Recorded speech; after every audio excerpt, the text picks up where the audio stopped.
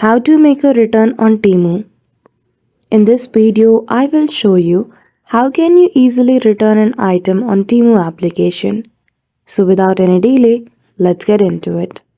For that, firstly, you need to open Temu application in your device. Now, if you have not logged in with your account details, firstly log in. Then after click on the U icon from the bottom menu.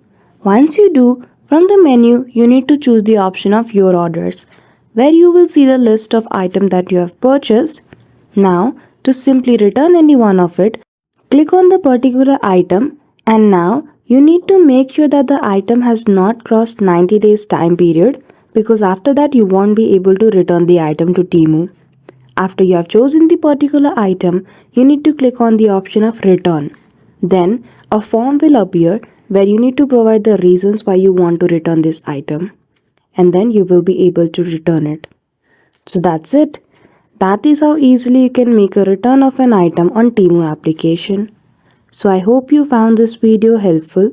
If you did, don't forget to give it a thumbs up and subscribe to our channel for such tutorial. Thank you for watching till the end.